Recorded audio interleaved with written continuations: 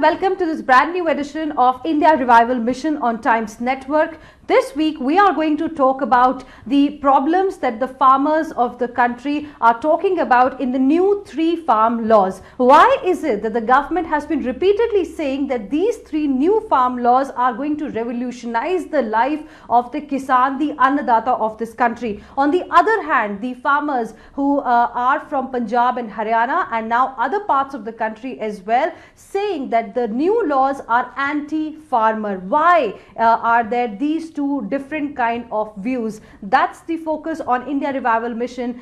Today I am Hina Gambhir. Joining me on the broadcast to clear all the doubts are my guests. We have Avik Saha, Organizing Secretary, All India Kisan Sangharsh Coordination Committee. We have with us Amir Ullah Khan, who is Professor of Economic Policy, MCR, HRDI, Government of Telangana. We have with us Vijay Sardana, who is an agriculture economist, and Mr. P. Chengal Reddy, President, Federation of Farmers Association. Thank you very much, all of you gentlemen, for joining us here on this very special edition of India Revival Mission.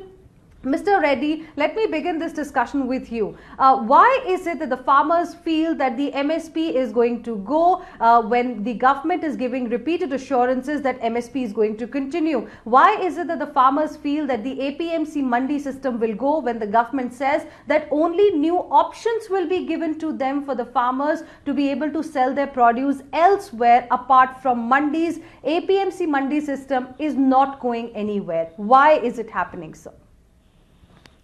We must look at the GDP since 1990 reforms. The question we have to put to ourselves as well as to everyone is, how is that service and industrial sectors are growing at 10%, whereas agriculture remained at 1%, in fact negative, and all sorts of problems are continuing, and seems to be no way out. In 30 years' time, none of the governments of UPA, NDA and others, Prime Ministers, Chief Ministers, across the are able to make various efforts, but then the farm business doesn't come down. We are able to produce sufficient food. There is no problem. There is sufficient food production, but every farmer across the country is in distress. The point is very simple. We have some fundamental problems of low productivity, wastage, and low conversion ratio, and high labor costs, etc., etc. All these problems are coming. And then we have serious restrictions on the movement, the processing, interstate movements and all this. All these problems, please remember, before 1990, industry and service sectors were facing these problems. In those days, to get one license for an industry, you have to go to 27 departments. Similar problem exists for farmers today. It is for this reason that in 2007, Dr. Amit Swaminathan gave a number of recommendations, including whatever is being implemented other day by Mr. Modi in the so-called 3 reforms. Now, as a farmers activist, I realize that we fought for the Swaminathan Committee report for almost 10 years. Even today, our friends from Punjab, Haryana, one of the demands they are making is that Swaminathan report has to be implemented. This is exactly what Mr. Modi has done by bringing about these 3 reforms, is what is contained in Swaminathan report. Now, the only question today, there are 2 issues that are there. One is the apprehensions raised by Punjab, Haryana farmers in regard to MSP. Now, the question of MSP was there for the last 40 years, and MSP is announced for 25 crops, but only wheat and rice was procured, that too in Punjab and other places. There is no MSP for vegetables or fruits or oilseeds or commercial crops. Now, the second question is, why is that today, if the farm sector has to be revived, the growth has to come to 4 or 5 points and create employment? What is that we require? If you look at that, simply one is we have lowest productivity, we have huge wastage, there is no processing. Now you solve them. How do you solve them? You require technology, investments and free markets. This is exactly what the reforms are meant for. As far as the reforms, if there is any defect, yes, I definitely agree. One of the reports which we have sent from our side is, in all these laws, there should be a regulatory commission. Like you have an electricity commission, you have an insurance commission. We want that, and that is what we have suggested. And if there are any modifications have to be done, my submission to my friends is, please go and discuss with Government of India, and whatever you want to suggest, you can suggest, and government can come forward with whatever recommendations or suggestions. Between 2 of you can sit and sort out. And also, lastly, I must tell you, What about this is wheat and rice accounts only for 10-12% of the national production? What about us, the 85-90% of us, vegetables, spices and others? We have no MSP, we have no guarantee. We are able to face the market, and tomorrow we'll continue to face the whatever is the, I mean, we consider that liberalization, the reform process is good for the country, investments and all that. We welcome it, in fact. And as I said, if there are any suggestions, modifications, you can sit with government and sort out. Right.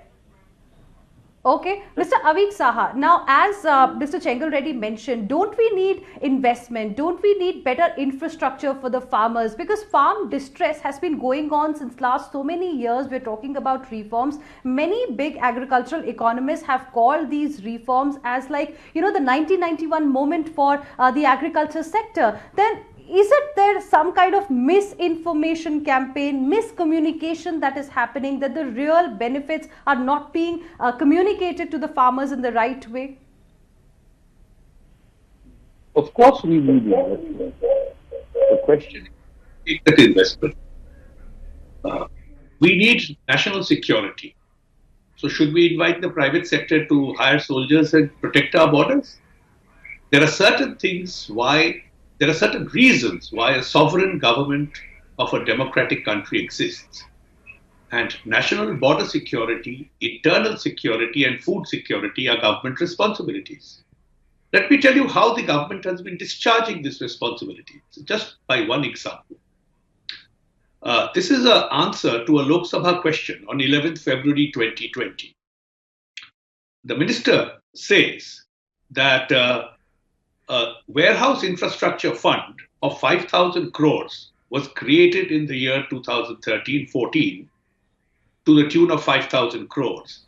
And the last allocation in this fund was made in 2014-15. So for the last 4 years, the government has not allocated anything for infrastructure. Now the government presumes, first, the government has not invested in this. Second, the government presumes that private entities will invest in this infrastructure. Very well. Why would the private entities invest in this infrastructure? Because they believe that that investment will yield profit. Now, who will that profit come from? It has to come from two sources, the producing source and the consuming source.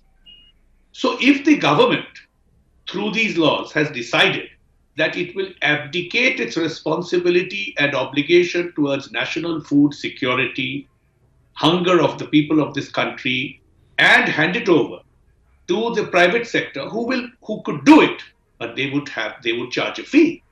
It would be for their profit. Then this government has a serious problem with understanding why it exists. What is this government there for? The common people, the poorer sections, the economically weaker sections of this country are terrified of the days to come with regard to price of food, and the farmers are terrified about the security of their income, which of course doesn't exist even today. Okay. So the farmers who had been asking for a secure livelihood, and this is more than half the nation, have been presented with this option where there is a greater sense of insecurity. If the government can satisfy the farmers that yes, this will provide by concrete data, not by emotional appeals, then we are ready to talk. It's as simple as that.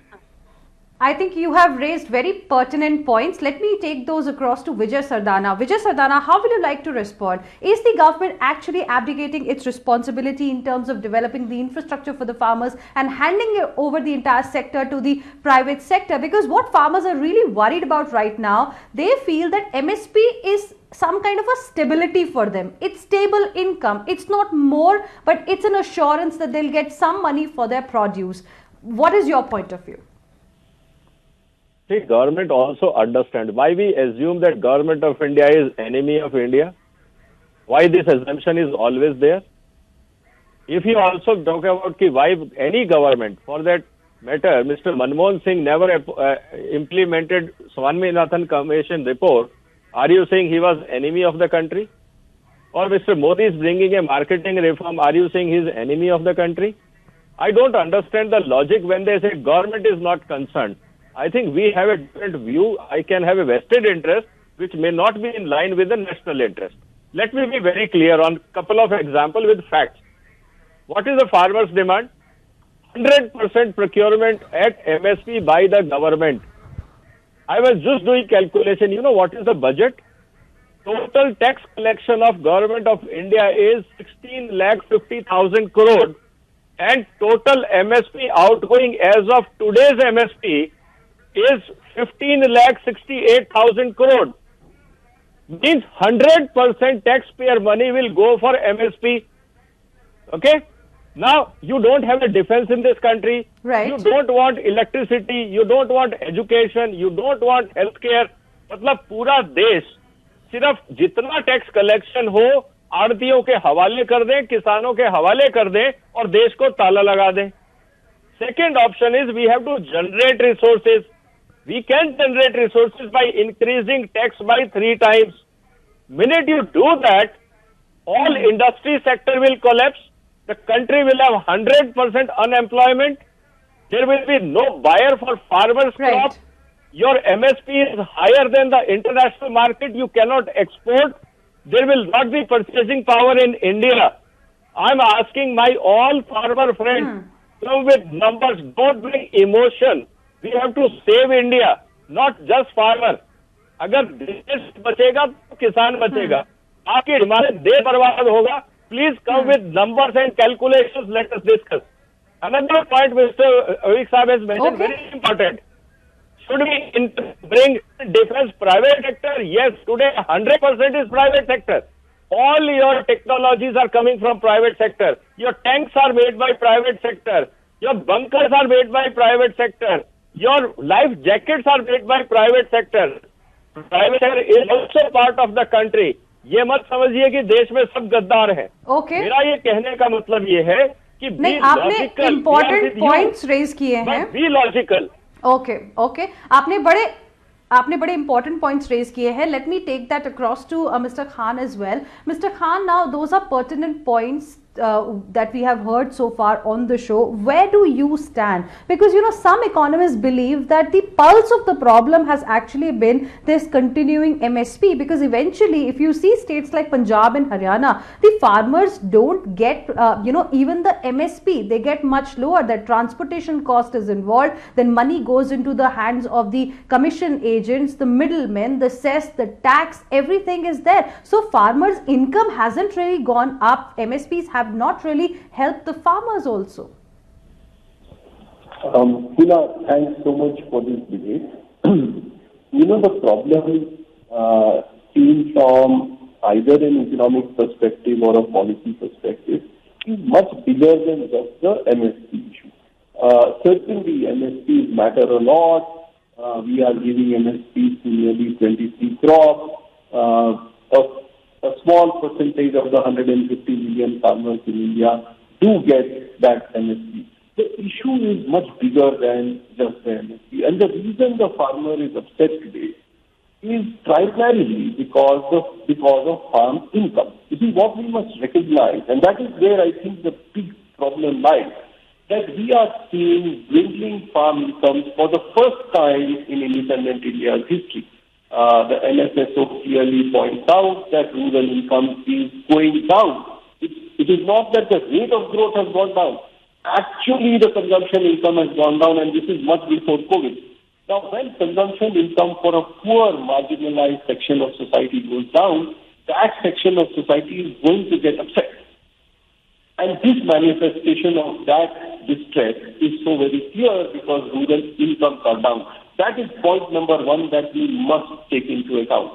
And therefore, if farm incomes are down, then the least we can do is not speculate that those incomes are going to go down further by not clarifying our issue on MSP. That's point A. The second point is that it is very important that when we talk about any reform, it is very important to build a constituency for that reform. It is not just enough to say that we are doing away with middlemen and we are doing away with hoarding. You see, these are not major problems anymore. What kind of middlemen are we talking about? What hoarding are we talking about? These are problems that existed a long time ago. There is no reason to get into a problem that does not exist anymore. and cause further anxiety among our farmers. The third, and in some sense, the very important point is that if we are going to talk about the entire country developing, it has to be seen as such.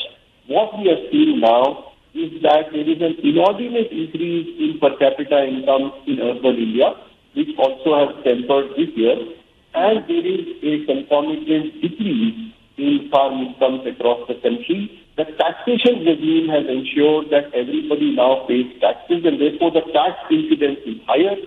So, and the big point that I want to make is that one of the things that our government has been very concerned about over the last 6 years is inflation. As a result, one very happy occurrence that has happened is that inflation has been cut down. But what happens when inflation remains low if farm prices go down further?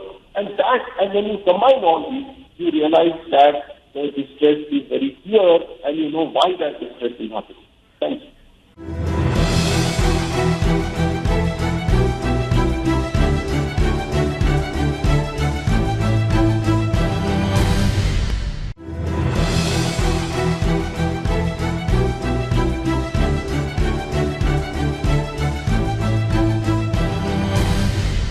Mr. Chengal Reddy, do you think perhaps more and more confidence building measures are needed from the government side? Government needs to reach out to the farmers more and more to tell them as to how and why these reforms are important if the intent is right? Yeah, of course. Maybe yes, you are right. It is necessary that lot of detailed explanations, analysis required. And also there can be a discussion across the country, not only among intellectuals, but amongst the business community, traders, youth and all that. One suggestion which I have made to government is please appoint some sort of a regulatory commission to oversee the functioning of all these reforms. I think that's a very interesting suggestion. Professor Khan, will you like to respond to Mr. Chengal Reddy? I just like to clarify, Mr. Reddy, that the point I'm making is not against reform at all. In fact, the whole farm distress debate is not about reform. Everybody, and you will find most people are encouraging and are inviting the reform. The issue is really farm income. They are opposed to the fact that they see taxes going up, they see the consumers getting a disproportionate amount of benefit, and the farm sector itself, the poor farmer itself getting the short end of the stick. That is the only issue. Otherwise, there is really nothing that is against reforming the sector. Yes, okay. Mr. Avik Saha, you know, in a way we have seen that even the MSP, as I was mentioning earlier as well, hasn't really helped the farmers much. I mean, more money has gone into the pockets of the commission agents, the middlemen, the mandi system than the farmers. I mean, he has to, manage the transportation cost and everything. With these reforms, as the government is saying, he will be able to sell anywhere he feels like. Isn't that amazing? Because APMC Act will continue. So that security that he's looking at is also going to be there. Is this another option will be given to him to sell his produce? This show is titled India Revival Mission. And if the panelists here are going to seriously focus on the issue of revival, a good starting point for them will be facts. I'm surprised that Mr. Chengal Reddy had so many good things to say about Swaminathan Commission report being implemented, but he omitted to mention the key, most important thing, and I'm upset about it. Mr. Swaminathan's commission said that in order for farmers to be able to survive at base levels, they must get a C2 plus 50% as the MSP. Has Mr. Modi given C2 plus 50% MSP for any crop? You see, the point is, if you keep repeating a lie vociferously again and again and again, it does never become the truth. So the key issue here, as Mr. Khan said, is income and income security. That can come from prices, good prices, however you deliver the prices. What should be the prices? A commission of the government of India has told you what it should be. That has not been implemented. And here you are bringing in 3 laws. where you will not refer to the prices, where you will not refer to a floor, and you actually believe that a free market will free everyone and create income. You see, Mr. Reddy spoke about the great industrial reforms of the 90s. 30 years have passed since then. Can you please go and tell the benefit of the industrial reform to the crores of migrant workers who walked back to their homes? So the question is not just reform. No, your points are important and they need to be discussed, and that's exactly the reason why we are having this discussion as well today. Let's get Mr. Vijay Sardana to respond. I have very little time. I give you the closing comments. I would like you to respond to Mr. Avik Saha's concern. Mr. Sardana. My request is that Avik Shah and their association should demand that all the APMC licenses should be given to the farmer organizations. They are producers of the crop. All APMC licenses should be with the farmer organizations. Those farmers who do not want to sell in APMC, they should have an alternate option. Why we need middlemen when our farmers are competent, when we have people like Mr. Avik Shah who understands everything, those who can speak in various languages, they can also negotiate with the trade. So what I'm trying to say is that farmers' demand should be hand over markets to us. Instead of saying dismantle the reforms, demand that APMC should come to us, and alternate which is proposed by the government should also be for us. Why you want restriction? So my request is that all farmer bodies should say all licenses should go to the farmer bodies. So you have a APMC with you, you have a outside with you, you are the boss of the market, you decide what you want. Why you are looking at government when 140 crore people need food every day? You decide the rate and you sell it. Where is the problem? All right. All right. I think we have covered all the contentious issues as far as this three important farm laws are concerned. We'll see eventually what happens in this particular case, because farmers want that all three laws should be repealed immediately. Thank you very much, all of you gentlemen, for joining us here on India Revival Mission.